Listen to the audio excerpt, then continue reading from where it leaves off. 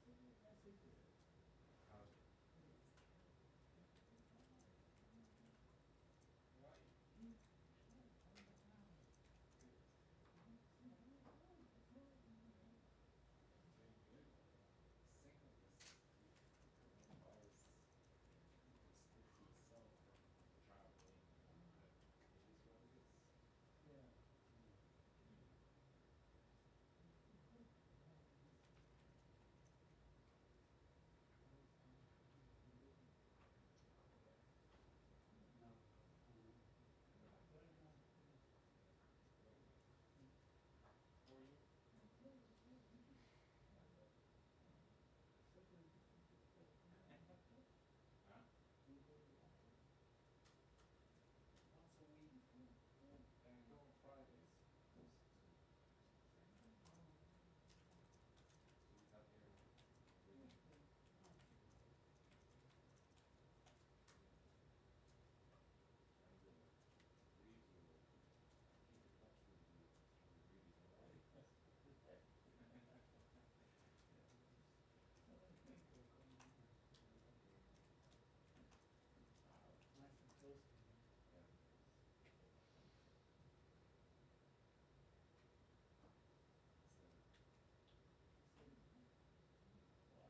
Yeah.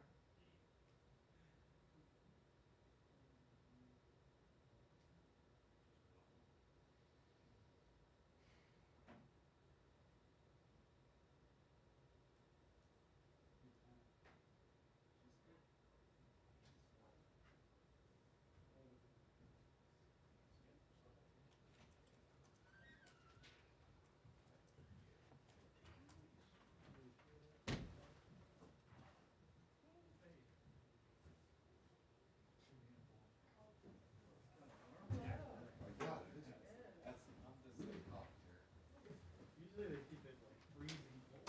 Well, it's broken. It's been broken for a little while now. They could have waited until at least So, June to have it. so John, I need you have to be careful on your hair dye, right? Oh, right. That's a good point. That is, yeah. For the man in the room. That happens to men all You the have, time. if you have hair. Yeah. I don't. Have you seen the Burma movie? I did. Or the feature movie? It's pretty funny. Hilarious and alarming. I didn't think this. I mean, the best part was Oh, the the end, first one was when the better. sting happened. Yeah. Wasn't the first one better? Yeah, I think the HBO series was the best. You mean the one with Channing and everybody else? Yeah, The yeah. individual. And Noam Chomsky. And, John, yeah. that's not a designated seat for social distancing. I mean, I'll move if you don't mind. Does it say it is? Okay, I could be wrong, but I'm. No, there's no number there, that's the problem. There's a sticker I with no can number. back up. just think it's a little crowded. They don't have that, it doesn't have this.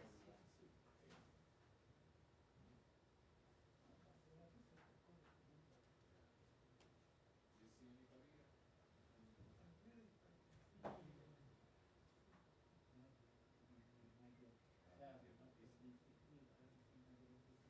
I'm That's the other thing, What's the you know, Let's go, like, people. Well, they These just called people. 2 minutes, they called just 2 minutes. Ned was just here, we know he's Looks right like over you there. guys showed up 20 minutes early and are sweating. well, I'm very, We didn't show up 20 minutes early, we showed up on time, I'd like to exactly, say. we're punctual. No, they're not an accurate statement that way. Well, that was also doing the crazy, I did turn that I on. think it was because of the noise. Yeah, it was driving me crazy. We'll have to see if Ned uses, Fahrenheit.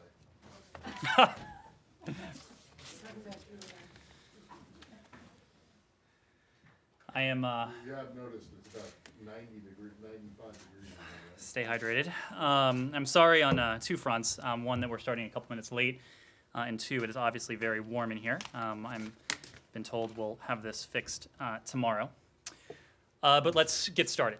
On Friday, the Office of the Director of National Intelligence published an unclassified report on the gruesome killing of Jamal Khashoggi. Today, as President Biden mentioned, I'd like to place a step in the context of a larger effort to recalibrate the terms of our relationship with Saudi Arabia. From the start, this administration sent a frank message to Saudi leaders. We seek a partnership that reflects our important work together and our shared interests and priorities, but also one conducted with greater transparency, responsibility, and accord with America's values. In reestablishing U.S. expectations for our relationship with Saudi Arabia, our intent is to make this partnership, which already spans some 80 years, even more sustainable going forward. That starts with Yemen. President Biden used his first major foreign policy address right here at the State Department to reorient U.S. policy around ending the war in Yemen and addressing the humanitarian crisis in that country. He announced the end of U.S. support for offensive operations, including relevant arms sales, and the administration immediately halted 2 arms sales to Saudi Arabia. President Biden not simply changed our policy to cut off U.S. support for offensive military operations, he doubled and redoubled American diplomacy to end the war itself. The administration named as special envoy for Yemen a well-respected senior diplomat, a Foreign Service officer, Tim Linderking, who is traveling in the Gulf right now, his second in the region since assuming that position, and he's working closely with the UN to bring the parties together, to bring this conflict to an end. We have been encouraged by the cooperation we've received to date from Saudi Arabia and believe we initiated a process that is gaining momentum to achieve a negotiated settlement to the conflict and to bring peace to the Yemeni people. On the humanitarian front, earlier today, Secretary Blinken participated in a high-level pledging conference for Yemen, where he announced nearly $191 million in additional U.S. humanitarian assistance, bringing total U.S. aid to alleviate the suffering of the Yemeni people, as well as refugees and other forcibly displaced persons in Yemen, to more than $3.4 billion since this crisis began some 6 years ago. Our assistance reaches all corners of Yemen. We also have been working to ensure generous contributions to the humanitarian relief effort by other donors, including, importantly, governments in the region.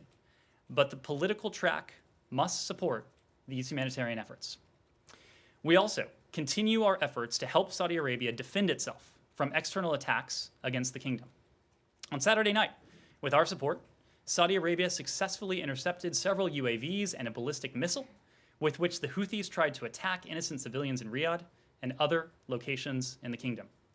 Based on these complex Houthi attacks on Saudi Arabia, we are considering taking additional steps to promote accountability for the Houthi leadership. We call on the Houthis to cease not only their cross-border raids into Saudi Arabia, but also their military offensive in Marib, agree to a ceasefire, and to come to the negotiating table. To make progress towards peace, Houthi conduct will have to change too. Now, on human rights, we have made clear to Saudi leaders that we see value in sustaining our partnership, but actions like jailing women's rights activists and Americans and holding them for months or even years without charges, those undermine our ties. It undermines our cooperation. We have been encouraged in recent weeks to see Saudi Arabia release several U.S. citizens and human rights activist Loujain al-Hathul from custody. But we are urging Saudi Arabia to take additional steps to lift travel bans on those released, to commute sentences and resolve cases such as those women's rights activists and others. We also want to make clear that our leadership would not ignore or minimize egregious misconduct. That takes us back to the beginning. On Friday, our Office of the Director of National Intelligence released an unclassified assessment of the responsibility for the killing of Jamal Khashoggi. Going forward, our aim is to take steps to ensure a crime like this can never happen again.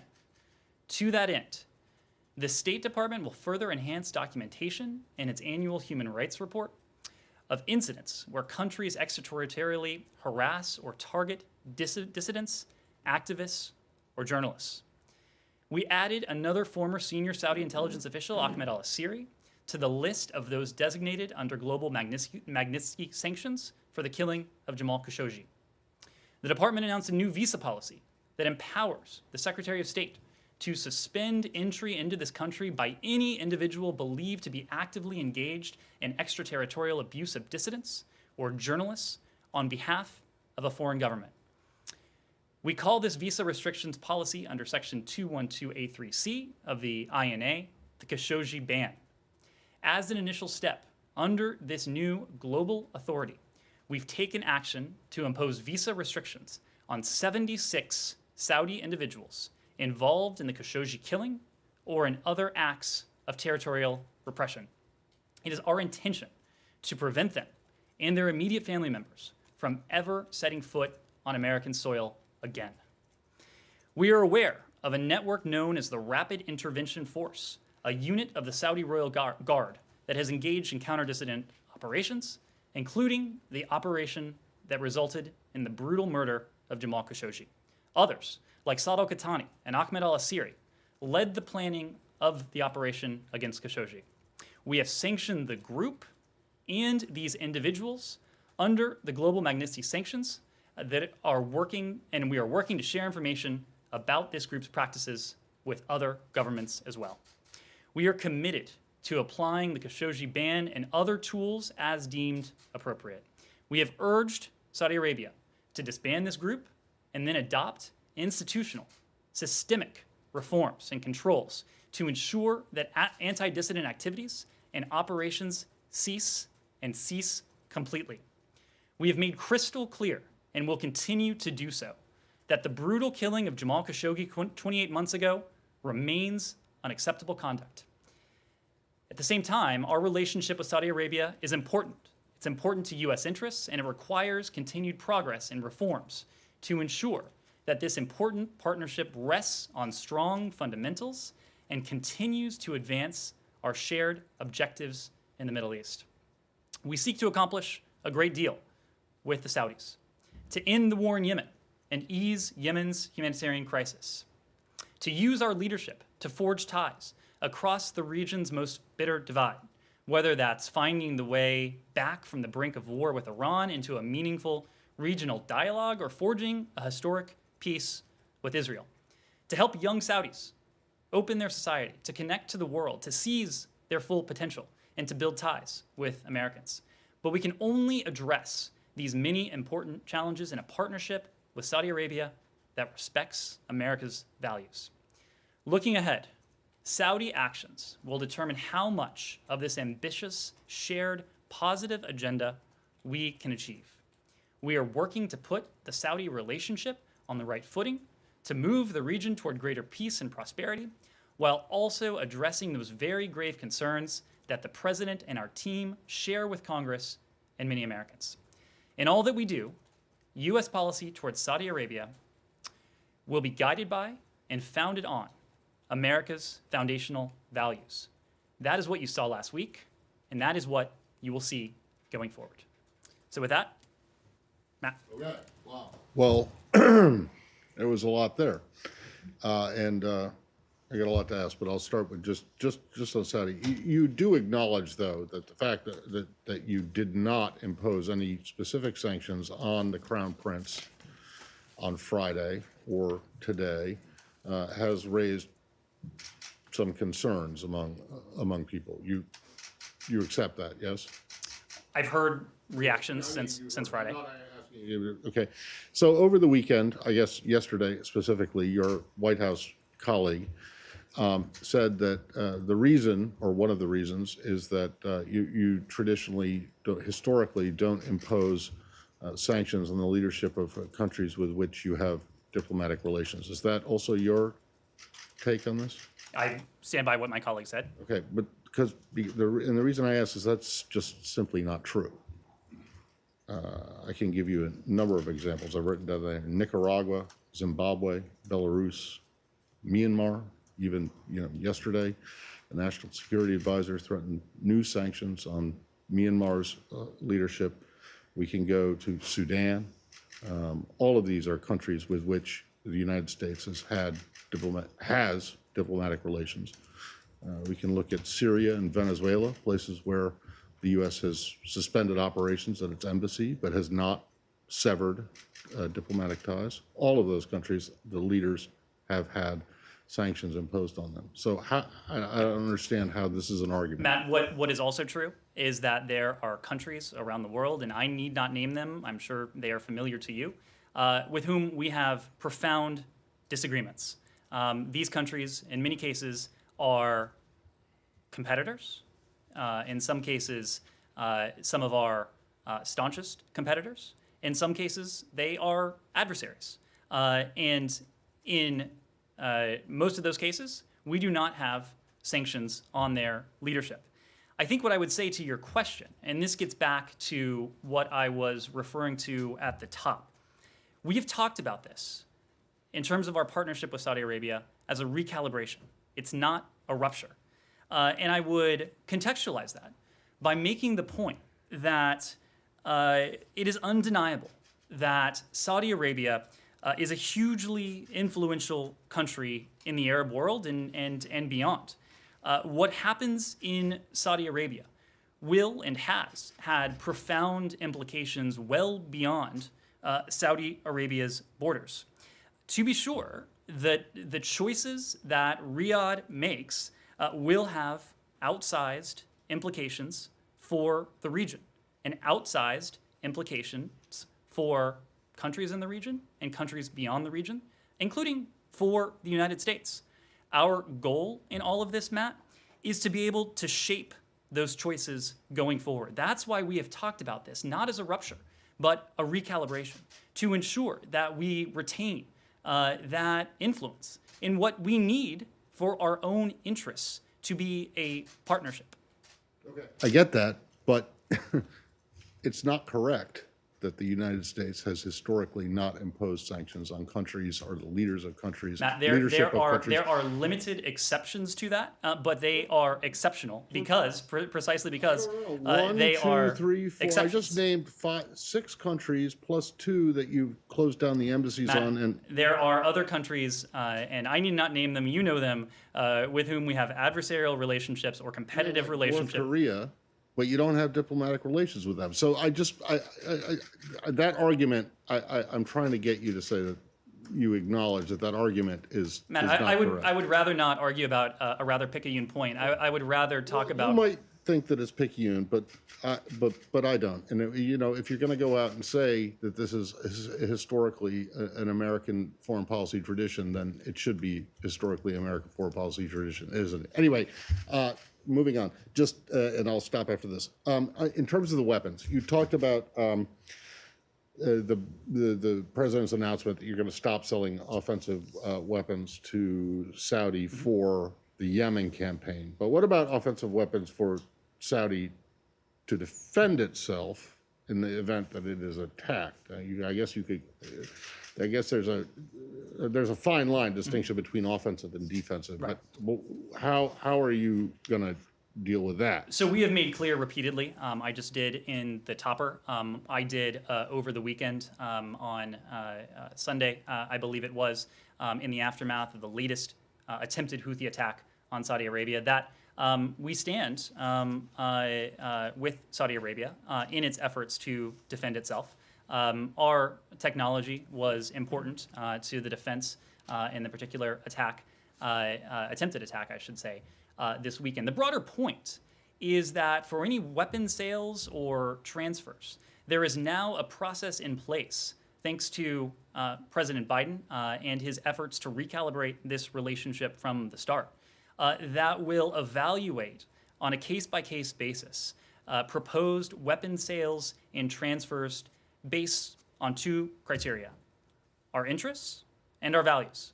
And that second point, that latter point, is incredibly important in this case.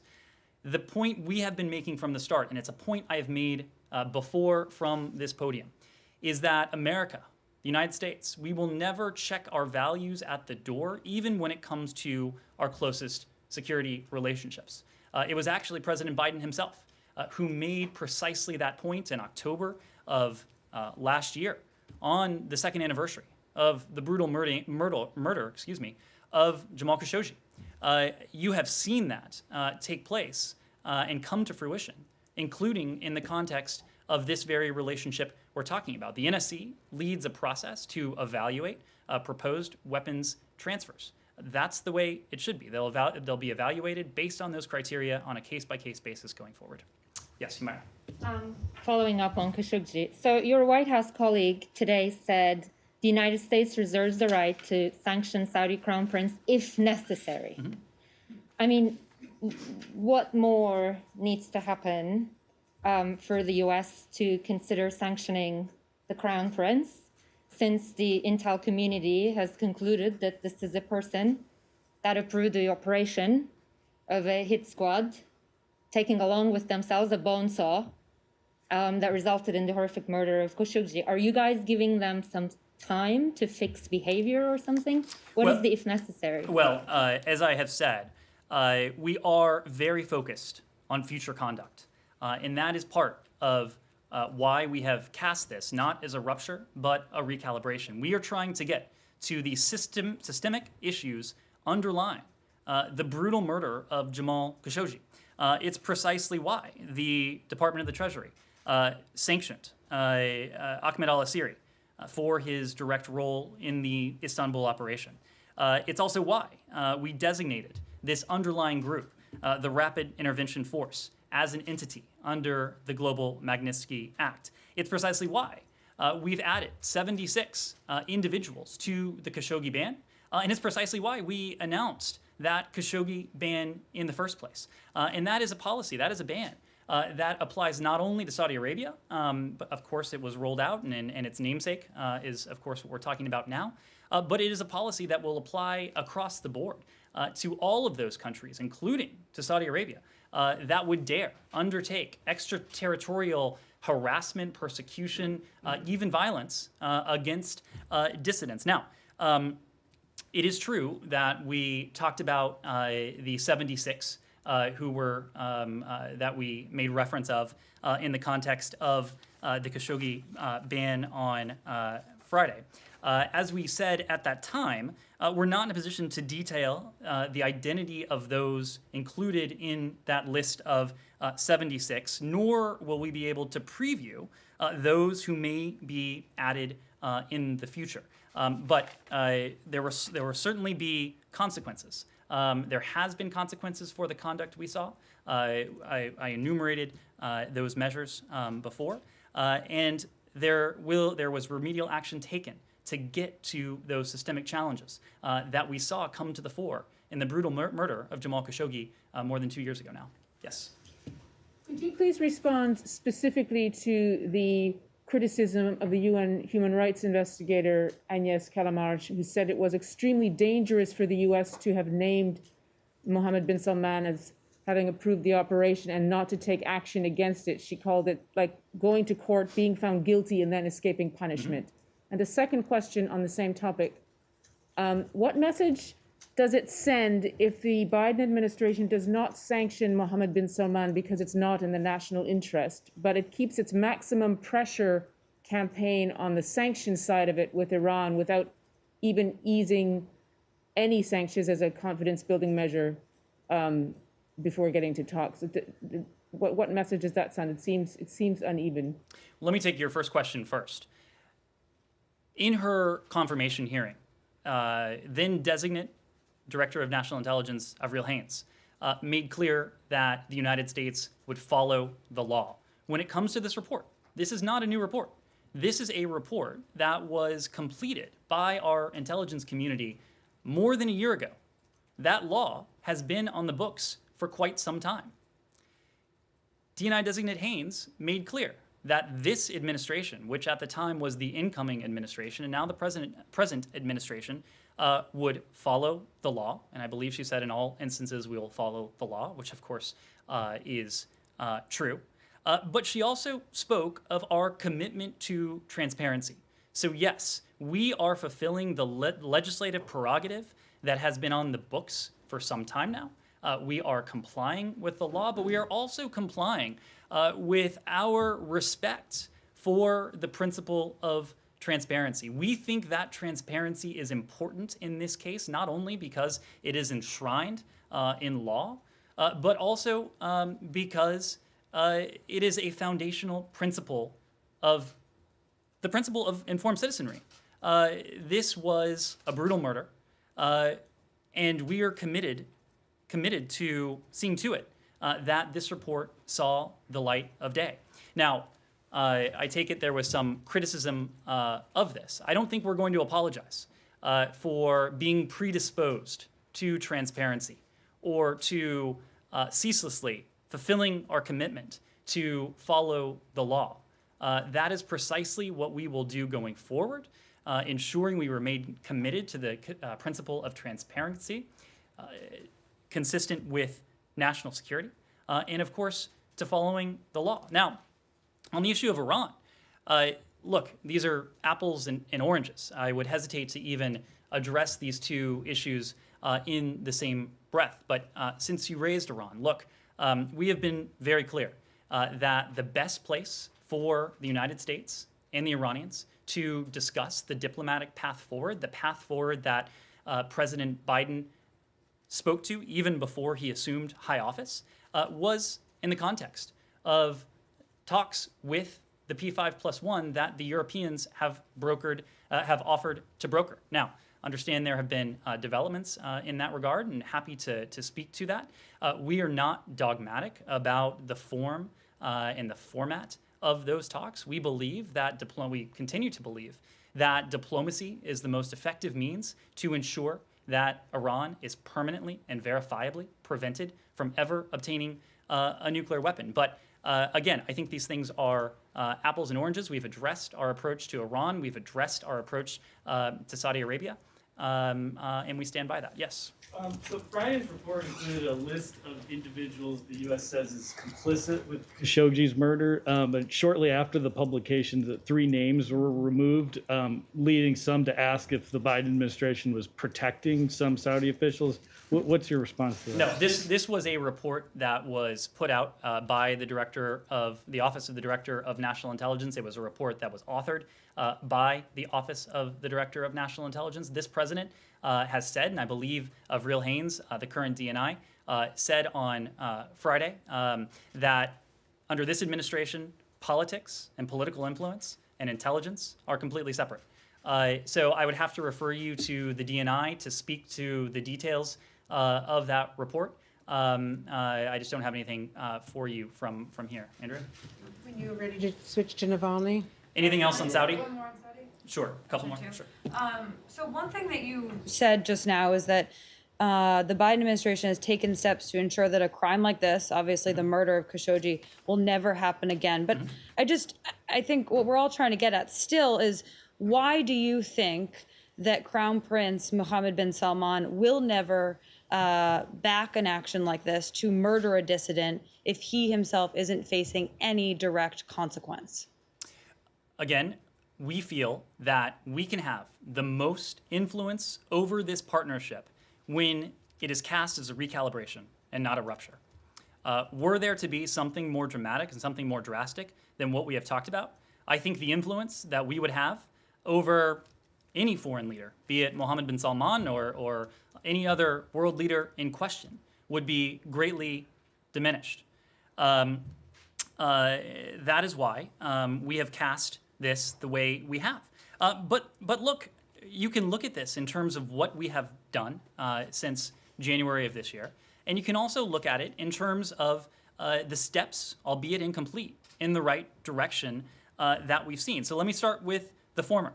When you talk about how our approach has set out to recalibrate this relationship, first, we released the report.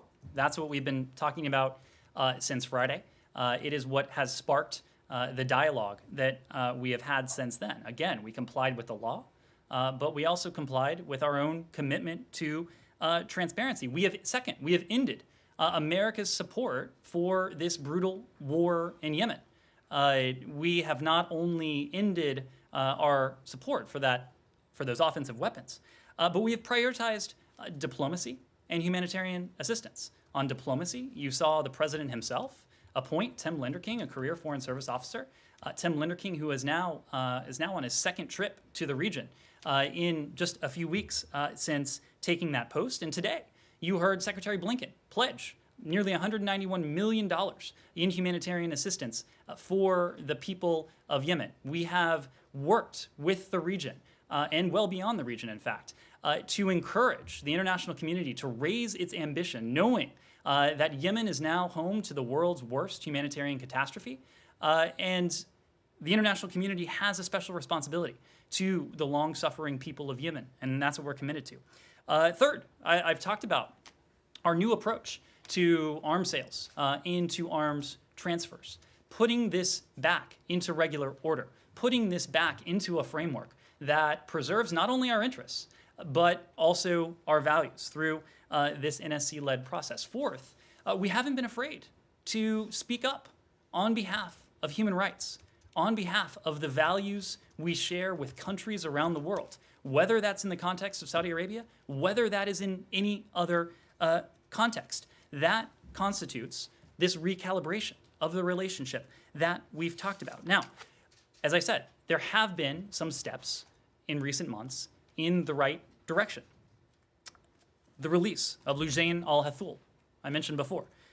Two other American citizens have been released in Saudi Arabia. These have obviously been goals of ours, and we certainly welcomed the release, and we will continue pressing for similar release of others who are held. Of course, Saudi Arabia has also ended the blockade against Qatar.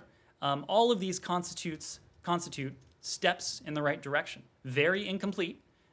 We will remain committed to seeing additional progress on these and other areas, but they are signs of progress nevertheless, yes. Okay, one question just on travel.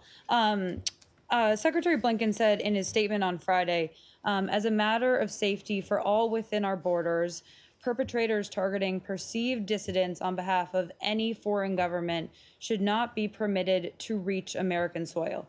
Clearly, MBS falls into that category based on the report that was declassified last week. So will MBS be given a waiver to visit the United States? Will he be able to come to the United States at all? So let me just repeat. As we have said, we are not in a position to detail the names of those who are subject to the Khashoggi ban or other potential remedial measures, nor will we be able to preview those who may be added in the future. Having said that, I'm certainly not aware of any plans for the Crown Prince to travel to the United States in the near term. Yes. Thank you. Do you regard MBS as, do you regard the Crown Prince as a head of government? Because that's not his title.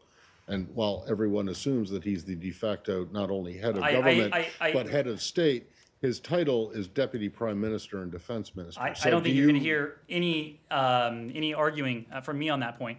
As my colleague at the White House has repeatedly said, we are moving this back into a framework of counterpart to counterpart.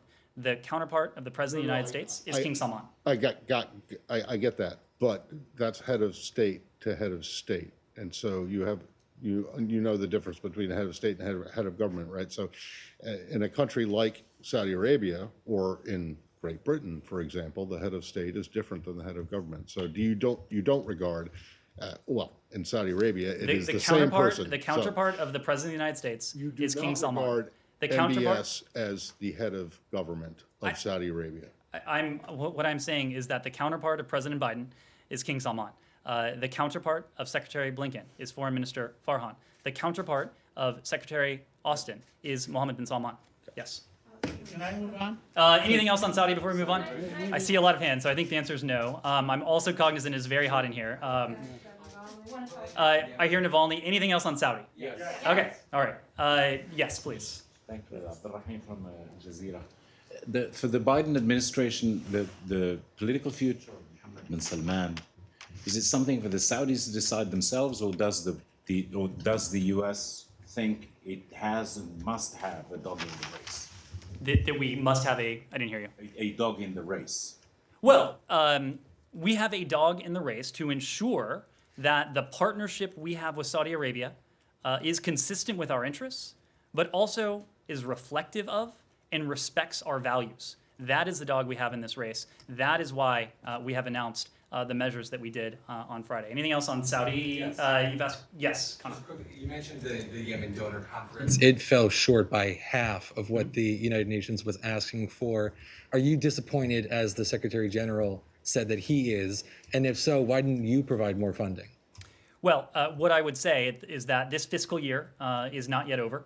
I certainly wouldn't commit to the idea of the 191 million, which is not an insignificant sum, being the totality of what the United States will be able to put forward going forward.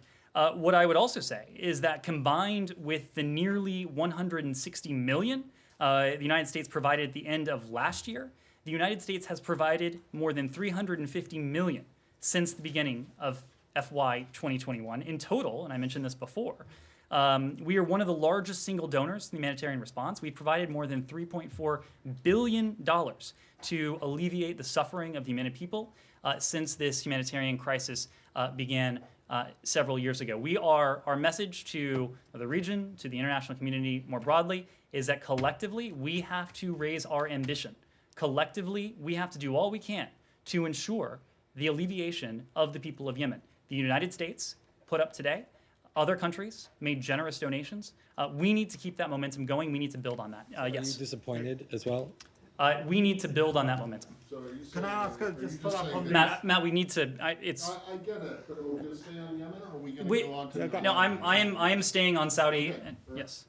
Can you say how far up, how senior the list of 76 are, and can you exclude the presence of MBS on that list? I'm not including or excluding anyone specifically on that list. What we have said is that we're not in a position to detail who may be on that list. It is a policy when it comes to visa bans generally. Yes. Thank you. I want to move on. Okay. Perhaps to things that are a bit more mundane. handle it. You know? I think we're still on Yemen, Saudi. Yeah, Yemen kind of. Anas Sabar from Sky News Arabia. I was wondering, you have mentioned that you have contributed or helped the Saudis to counter one of the attacks, Houthi attacks. And I was wondering if you are considering any other measures beside the mission of the special envoy to put more pressure on the Houthis. We are. And I mentioned in the topper, I know it was very long, but that we are looking at additional ways to apply additional pressure on the Houthi leadership. The reprehensible conduct of the Houthi leadership, its threats and its attacks against the Saudis, it's the way it has inflicted humanitarian suffering on the people of Yemen. Those are things we will not countenance. So we are looking at ways we can counter that conduct in a productive and constructive way. Others on Yemen, Saudi. Well, yeah, on exactly that point. You're looking at additional ways to put, you just took, less than a month ago, took pressure off the Houthi leadership by removing the 3 Houthi leaders from the SDG, especially designated SDGT list. So have you now come to the conclusion that that may have been a mistake? Because since that happened, and since the Houthis were removed from the FTO list, I count at least 4 times that you guys have come out with condemnations of Houthi offensive operations, both in Yemen itself and attacks on Saudi Arabia. So was that a mistake in retrospect to remove the leaders? As you and I have discussed previously, the Houthi leadership, they remain subject to U.S. and UN sanctions. It was not a mistake to do everything we could within our power to alleviate the humanitarian suffering of the Yemeni people. Again, more than 80% of Yemen's population lives under Houthi control.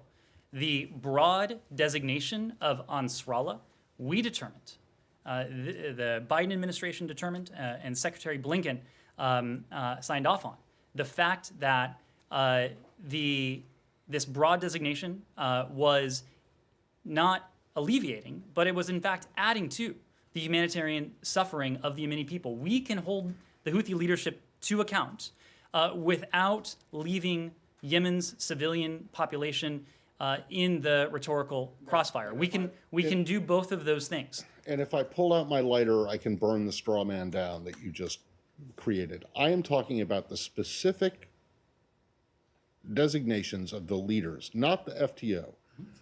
They were removed at the same time as the FTO designation.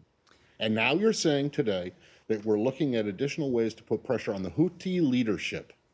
So are you saying now that you're considering putting them back on the SDGT Matt, list? I am saying, or not? Let's not talk about the broad the FTO designation. I'm talking specifically about the leaders because that's who you're talking about. I am saying that we are looking at ways, policy measures, that will advance our interests consistent with our values. That is what we do across the board. It is in our interest to ensure that, or to see to it, to do everything we can, that this reprehensible conduct on the part of the Houthi leadership comes to an end. It is also in our interests and consistent with our values to ensure we do not add to the humanitarian suffering of the Yemeni people. We can do both. So what additional measures can you take then? Obviously, we're not going to preview any measures before we're in a position to announce them. So, Move on. Thank you. We've covered a lot on this front. I hear Navalny, and I see my colleague pointing to the clock. So we'll go to Navalny briefly. Saeed, I'll come to you before the end. I really need to ask you on the record a couple of questions on the Palestinian issue.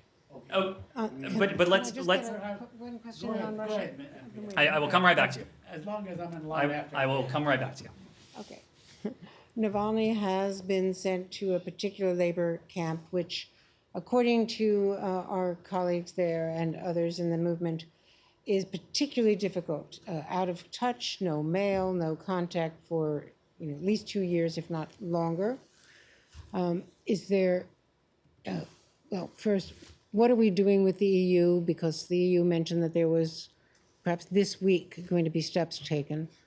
Are we working with the EU, and is that coming imminently? And what else might we be doing unilaterally, if anything? We've been working extraordinarily closely with the European Union, with our broader like-minded partners on the issue of human rights in Russia, including the issue of Mr. Navalny and those who have been unjustly detained in the aftermath of his arrest.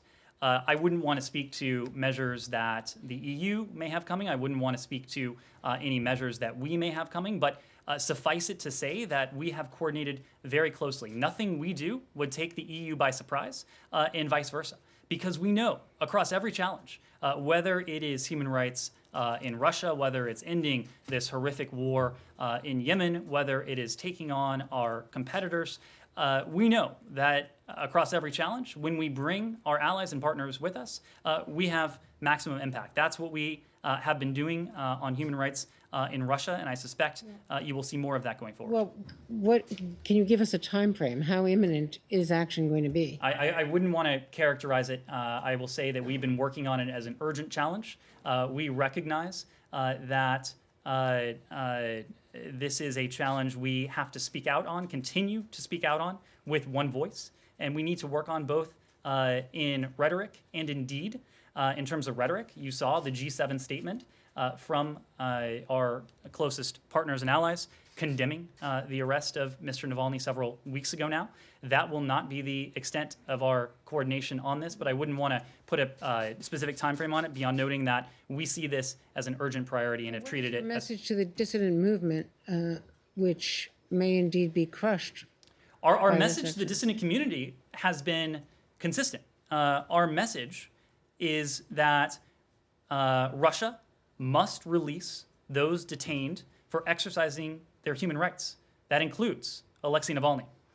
We've condemned the Russian government's sustained efforts to silence the Russian people, including those of the opposition. As we have said, we consider Mr. Navalny's detention to be politically motivated. We're concerned at the latest actions, including what you referenced as well. We have reiterated, our call for the Russian government to immediately and to unconditionally release Mr. Navalny, all those wrongfully detained during the peaceful demonstrations now in January, and all those since detained for exercising their rights to free expression, to free assembly, and to free association. Said. Thank you. Very quickly, today the Israelis announced expanding Bitar Asit, which is a settlement just north of Bethlehem, on privately owned Palestinian land. Now, in the past, not the past administration, but before that, there was always a very strong position taken by U.S. administration whenever settlements were built on privately owned land. Do you have a position on this? Are you aware of this? We do have a position on this, and it is a position that I have voiced in this room before. That's today. Well, our position hasn't changed today. Our position is consistent. We encouraged Israel to avoid unilateral steps that exacerbate tensions and make it more difficult to preserve the viability of a two-state solution. You have heard in many different forms this administration endorse its vision and the long-standing bipartisan vision of a two-state solution. Any steps that put that two-state solution further out of reach, we have opposed, and we continue to do so. Now, Ned, last week you issued a statement on the meeting of the HLC, the ad hoc committee. Now, there was no mention, normally on Palestine, there was no mention of UNRWA or restoring aid, or let's say aiding the hospitals in East Jerusalem and so on. So tell us about what's going on with UNRWA. Are you resuming aid to UNRWA? Is it going to be retroactive aid? Is it happening now? Is it not happening? Saeed, I think as you've heard me say before, we intend to provide assistance that will benefit all Palestinians, including refugees. We are in the process of determining how to move forward on resuming all forms of that assistance consistent with U.S. law. But we're not talking about refugees. We're talking about UNRWA. Are you going to resume aid to UNRWA? Saeed, we have said before. Very simple. UNRWA you've aided UNRWA all throughout its existence. Now, are you going to resume that aid, or are you not going to resume that? I don't have anything new for you today, beyond saying and reiterating that we intend to provide assistance that will benefit all Palestinians, including refugees. Just briefly on Israel-Palestine. Has the State Department reversed Mr. Pompeo's determination that the settlements in the occupied territories are not necessarily illegal?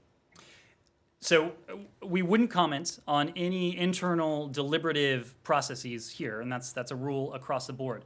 What we would stress is that our focus is on encouraging Israel and the Palestinians to avoid, as I said before, unilateral steps that exacerbate tensions and that make it more difficult to preserve the viability of a two-state solution. So is it under review then? Is it under review?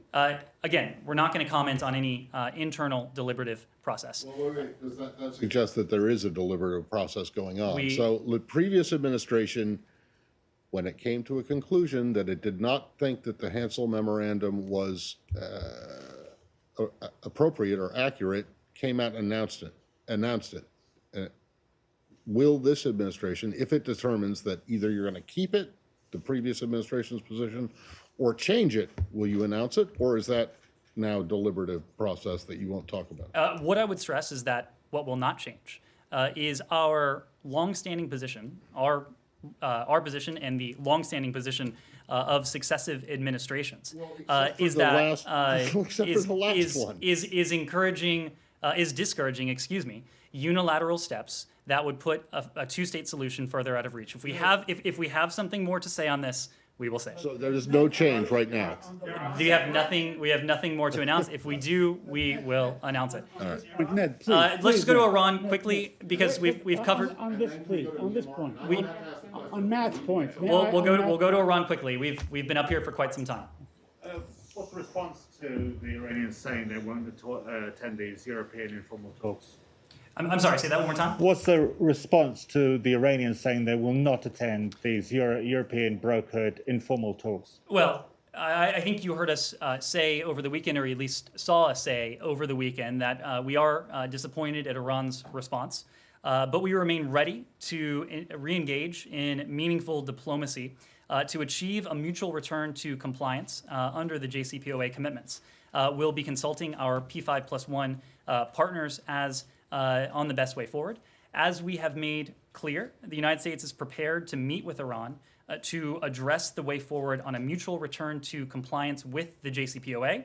Resumption of a compliance can't happen without all sides discussing the details. As I believe I said previously in this briefing, we're not dogmatic about what form that takes. What we are dogmatic about is the underlying commitment to the fact that President Biden has, that Secretary Blinken has, that this administration broadly has, that Iran cannot be allowed to acquire a nuclear weapon.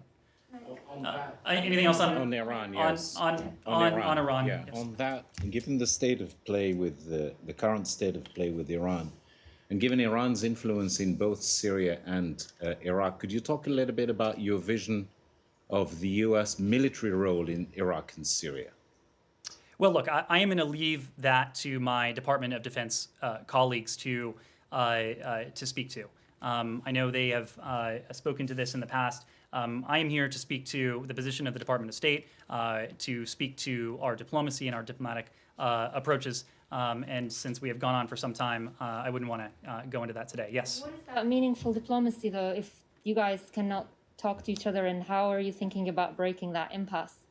Well, look, we have made very clear that we are willing to meet with the Iranians in the context of the P5+1 with the invitation from the EU. That offer of ours is on the table. If there are other ideas for ways in which we can engage in this principled, clear-eyed diplomacy together with our closest allies and partners, in coordination with our closest allies and partners, we're, again, not dogmatic about the form. What we are dogmatic about is the fact that Iran can never be allowed to acquire a nuclear weapon. That is the point of this diplomacy. That is our strategic objective in all of this. What we're talking about now is tactics. Are you dogmatic about not lifting any sanctions? Because that's what they want. What we are dogmatic about is that the best way to discuss the path forward is in dialogue. Yes? Any update on the U.S. involvement in the negotiations of the Ethiopian Grand Dam between Egypt, Sudan? Any update on that? Sorry, in the say that one more time. The U.S.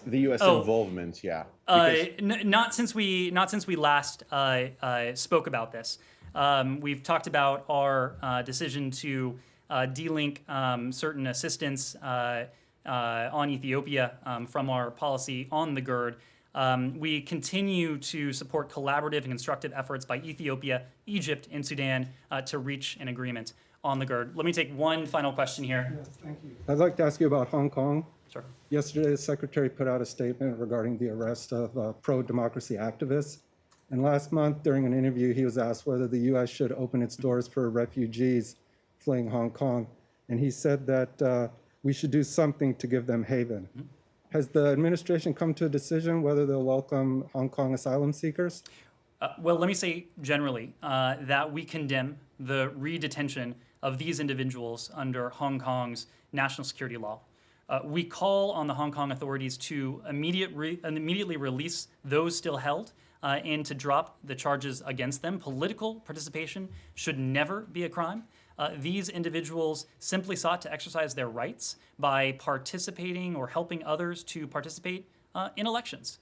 This is yet another example of how the national security law is being used to stifle dissent, not to improve security. We continue to call on Beijing to stop undermining Hong Kong's autonomy and its democratic process, and to uphold China's obligations under the Sino-British Joint Declaration. When it comes to the people of Hong Kong, we continue to stand with them. We continue to stand with their aspirations for nothing more than the system that they have been promised. The Secretary did speak to additional ways we might be able to support them. I don't have an update for you, but we'll continue to look into that. We've gone on for quite.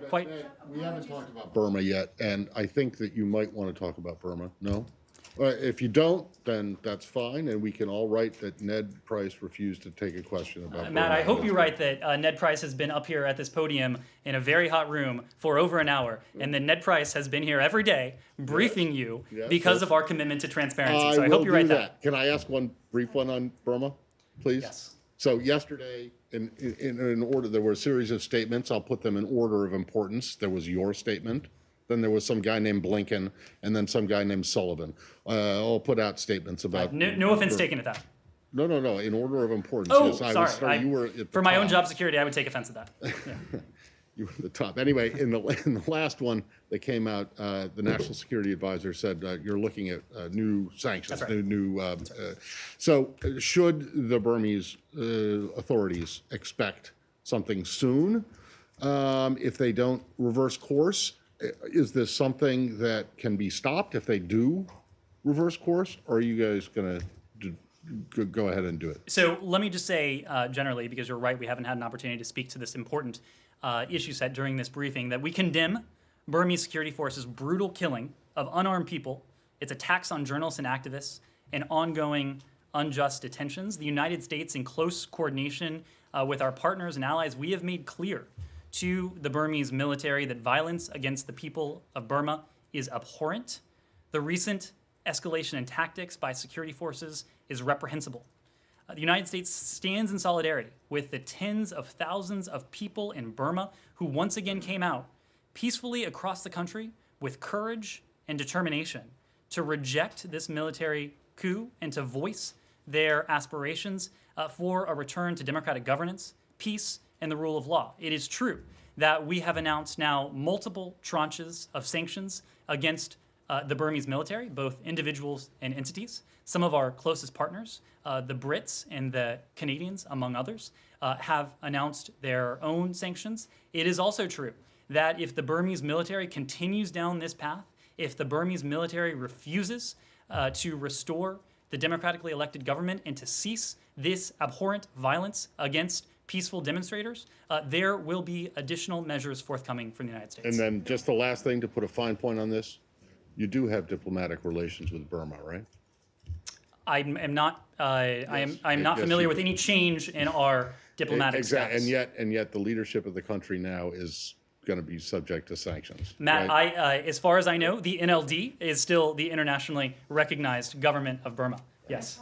There's an email from one of our colleagues from Lara Jakes at the Times, and I just want to nail something down on Khashoggi. Is the U.S. going to grant a waiver to MBS should he want to come to the United States? Because he's not on the list of those banned, and under a law passed last year, he would need a waiver as someone who has been deemed committing gross human rights violations. He would need a waiver to come to the United States. Andrea, you are right that anyone on the so-called Khashoggi ban list or anyone otherwise subject to a visa ban would need a waiver. No, under a separate law passed by Congress last year, anyone in general, prior to the Khashoggi list, would need a waiver unless there were extenuating circumstances. I am familiar with the law, with the law you're referring to. As we have said, we are not in a position to detail the identities of those presently subject to these measures, the Khashoggi ban, the law you've referenced, nor would we be able to preview those who may be added in the future. Nevertheless, I am not aware of any plans for the Crown Prince to travel to the United States in the near term. Thank you very much, everyone. I appreciate it. Thank you. So what happened?